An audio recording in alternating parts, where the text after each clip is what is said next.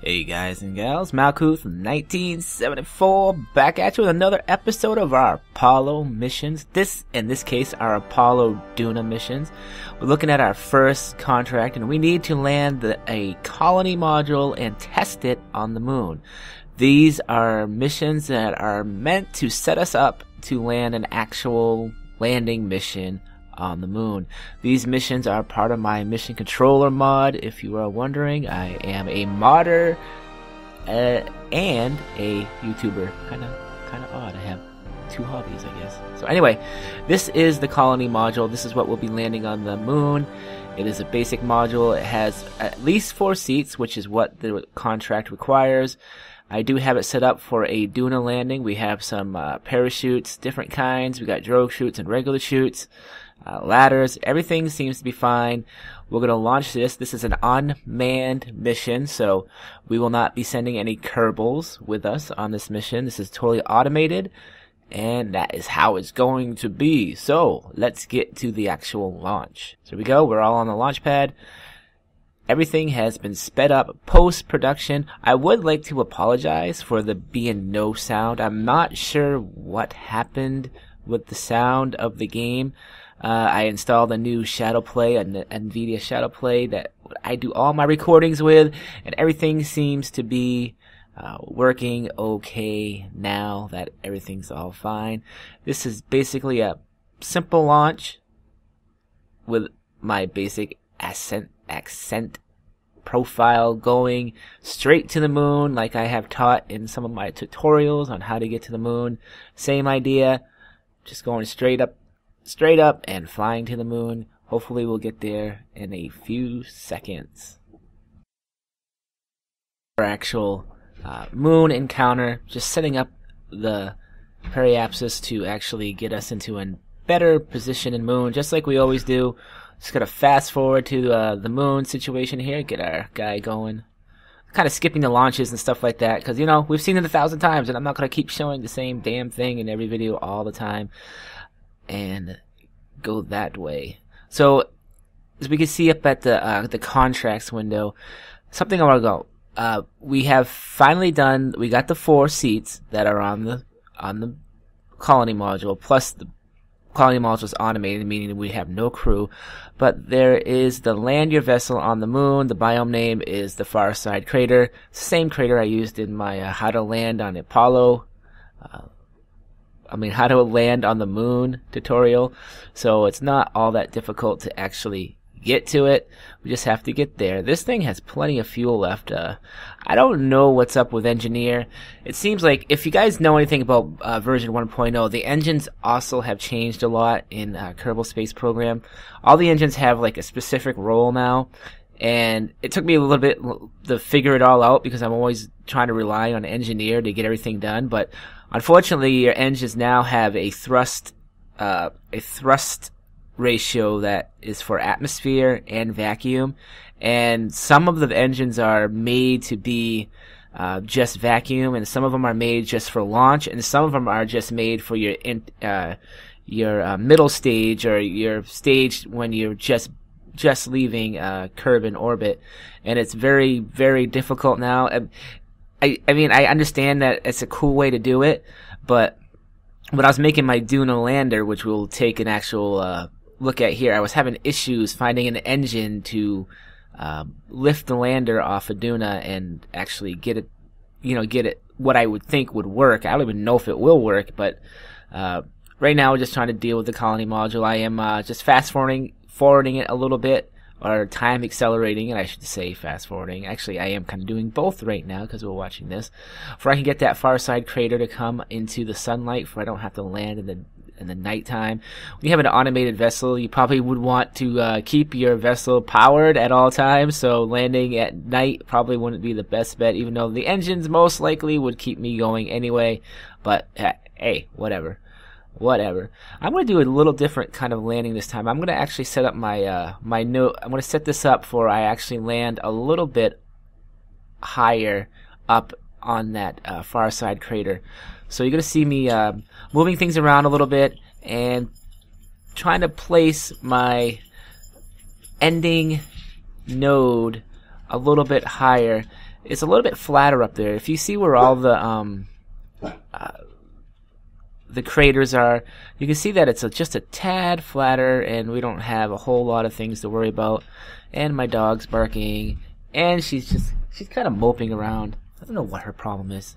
She always has to be in the video. You probably always hear her and all that. Unfortunately, I also have the windows open, so sometimes you can hear cars go by, and it's getting annoying. I wish I had my own room to do my recordings in with soundproof walls and all that stuff, but unfortunately, I am not a huge YouTuber, not even near a huge YouTuber, so those kind of options are not all that available to me. I am trying to do a little bit more precision landing here, and I'm just making sure that I want to land in this flat area that you see. There's like a little round colony of craters that you can see, and right in the middle of it there's this little tiny one where you can see my node is just about to hit. I don't want to land in there, so I will be outside of it a little bit, or it'll be a little bit above me or to the side of me. I guess it's from, there's no up or down, I guess, but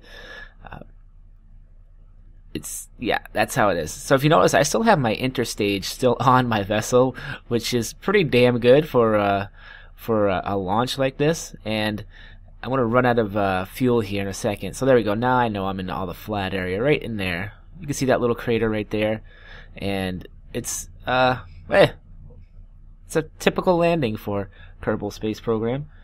And we'll get this colony module down. I don't have any real mods installed. Like I said, I'm trying to do this vanilla Kerbal Space Program. If you guys are wondering what vanilla means, because I keep saying it, vanilla means that I am not using any module or any mod parts other than what's in Mission Controller. Mission Controller and Kerbal Engineer are the only mods I have installed. Plus, oh, I got chatter or two. Unfortunately, we can't hear it because, of course, there is the sound issue that you guys are now, you can't hear anything right now. Again, I apologize for that. It will be fixed by the next video. Actually happened in my Minmus video too. I never noticed it. I think what happened is that my NVIDIA client had a little spasm and it crashed, and oh well, it didn't quite like that all that much. So I'm kind of procrastinating here a little bit on this landing. I'm just like, meh. I don't really need all this fuel. I'll get it down there. I do have one more mod installed, and that is KISS, or well, you guys used to know it as Kerbal Attachment System. Kerbal Attachment System is still out there, but now they got Kerbal Inventory System, which is kind of replacing all the storage stuff of CAS. I haven't really got into it much. You need an engineer and all this stuff. I'm just using it for in case I have to move parts around and stuff like that. I don't have any of that stuff attached to any of these landers. These are all vanilla landers. And, well, you know, hey, it works. And we'll see what we can do when we start getting into the interplanetary launches to Duna. See if we need to stabilize our vessel or anything like that. And that stuff. So here we go. We got our touchdown. Everything's done. Our contract is fulfilled, so Duna 1 is now done. Duna 2, on the other hand, is not done, and I'm gonna kind of sneak that into this video too, because they're very similar. So Duna 1 is to test the colony module. The colony module is what they're gonna live in while they're on Duna, and Duna 2 is to test your lander. So here we go, going to Duna 2. Again, this will be a quick mission. I'm just gonna go over the overviews of everything. It's automated. There's no modules. There's no Kerbals on here. This is just a test to make sure your lander can land and, you know, survive and function in space. Whatever you need to do, you can make your choice of however you're gonna launch it, and we'll just work that way. I basically gotta actually load it back up, and I want to show you a new feature of Kerbal Space Program 1.0, and that is called the merge feature. Now that is a really, really awesome feature, and what I'm going to do is I've already built the Duna lander, so here you go. The Duna lander is going to be a little bit different than our Apollo lander. Apollo lander can only have 2 Kerbals. This one I kind of fudged it a little bit for I can have 3, and I used some of those Kerbal Space Program 1.0 fairings to cover up a 1-man lander can that's on the top of the 2-man lander can up there, the C can, the T can, and you can't see it right now because the fairings are covering it up. And then on the top, I'm going to have to place a automated thing for I can fly it without Kerbals, and a docking port, and everything should be all set. I'm just kind of securing this all up. If I've noticed that Kerbal Space Program still suffers from the crappy connection points where you'll get vessel wobble and all that stuff. So here we go. We're gonna merge one of my my heavy lifter, and actually I screwed it up there. Whoops. Let me go back here. Duna lander. All right. So. And I reset everything on this. Damn it! Now I got to do it all over. Okay, so save. I'm going to go to my heavy lifter, and you hit that merge button, and you're able to actually bring in, if you have another part of a vessel. In this case, I have all my lifters separated, and all I need to add to them is the cargo. In this case, it's our lander, so it's a pretty neat little function they added in 1.0. If you haven't used it, use it now. Or forever hold your peace, or whatever. So I'm going to add the fairing here. Going to mess with things a little bit, get this going. Sometimes I have issues with the fairings, but most of the time I'm very happy. See, now that was sticking through. Yeah, we'll just keep messing with this. We'll get this working the way we need it. I kind of like the fairings. I kind of like how you can set them up the way you want. You can make them look how you want, however you want, or when you want. Keep messing with different design philosophies here on what I want the fairing to look like. Obviously, if you add, the more fairing you add, the more weight you add. I thought that was kind of cool, but then I realized that, why do I have it flared out so much? It doesn't need to be that flared out. So yeah, let's delete this and we'll try something else. Here we go. We'll just go straight up. And no, because we're going to run into that issue if I do that with the lights again sticking out. Yeah, see, like that. We can't have that. We can't have that. It won't look right. And we'll bring that up. We'll bring that up. That. And I'll put a little notch up here for the... I don't actually have... Yeah, I need to add the docking port and stuff to that to get that correct. But I'm pretty happy with that fairing setup. Gotta move things around. When you do merge things like that, it does kind of jungle everything up a little bit. So I'm just kind of getting all this all fixed up and ready to go. Alright, so now we're launching. Again, I'm not going to get too much into the launching.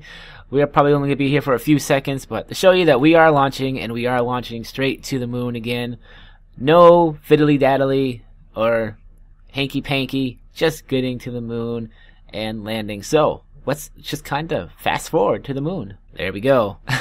Wow! How did we do that? Alright, so if you're wondering, there it is. The colony module is right there. We are back on the moon. Trying to make the video not too hugely long. That's what she said. Okay, anyway, this is more for precision landing. I need to land next to the colony module. So let's take a look at the contract one more time. You can see it up there. I do have it available for you to see. Just enter orbit around goal of the moon. Land your vessel near your colony habitat, and the vessel is automated. Now that land your vessel near your colony habitat is a brand new goal that I added to Mission Controller when 1.0 came out. What that does is that when you land your colony module in that first mission, Mission Controller records where you landed it. It gives you the latitude and longitude on the moon of where it's landed. So what it's looking for now is that you land near your colony module. It's not looking for a specific biome. It's not looking for anything. It's looking for where your contract ended, where your vessel actually landed. And you have a pretty wide margin of error on this. It's I mean, you could, I don't remember what exactly how close you have to be, but you do have to be pretty close, but not, you know, I mean, if you're like a kilometer away, you're not gonna do very well. It's in reason for a Kerbal to walk to distance to get to to the colony module, and we'll see it here. Once I land, that will light up and we'll be all set. That mission will be done and we can move on to Duna 3. So there. So obviously I passed it and I'm a little bit of a distance away from it. I didn't quite land perfectly near it, but what are you gonna do? So I'm just checking out everything. Everything seemed to work all right. I am a little bit concerned about the engines. They don't seem to be, even though Kerbal Engineer is saying I have this very high TWR of 3.39 on the moon.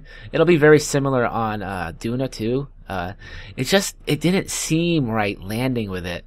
So I'm a little concerned about that. I'm a little concerned that it won't get me off of Duna. So I'm going to do a test right now, and the test is I'm going to kind of continue this mission a little bit. I'm going to put this back into orbit of the moon, and I'm going to see what I have left for fuel after it, and I'm going to kind of make an educated guess to if it can or cannot get off Duna. Duna and the moon are very similar in their gravity, and the only difference is that, of course, you have the added feature of Duna has a small atmosphere that you have to get through, and that could actually make getting off Duna a little bit easier than the moon, believe it or not, to an extent, but not really. I think it before KSP 1.0 to get into orbit of Duna from the ground was somewhere between 1600 and 1800 of fuel. Now, obviously, I don't need to land on Duna the same way I land on the moon because I can use the parachutes and then kind of wiggle my way into where I want it to land as long as I'm pretty close. I did do a lot of practicing on Duna landings pre 1.0, but I'll have to see how it works in 1.0, and I haven't actually done one yet. So it'll be a new experience for me, and hopefully we won't screw it up too bad. I'm kind of hoping. So the plan is the very next mission, I believe, is Duna 3. And Duna 3 requires us to land a manned mission on the moon. Basically what we're doing is we're simulating a Duna actual mission. So what my plan is, I'm going to get this into an orbit about 45. Is that what I got? Yeah, I got my Apple Apps height at 45. And I'm going to keep it there. What I'm going to do is, instead of launching another lander on the manned mission, I am going to reuse this lander. And all I'm going to do is I'm going to bring enough fuel that can refuel this lander, and we'll land back on the moon with it, with the people in it, with the command pod, and we'll do it that way, and then we'll take off and we'll bring them home after they spent I believe they had to spend a month on the moon. And of course, wow, big truck just went by. Wow, can't edit that out.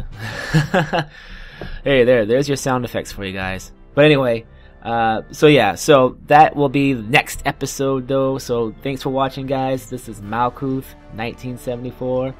We'll see you later. Thanks for watching. Malkuth out of here.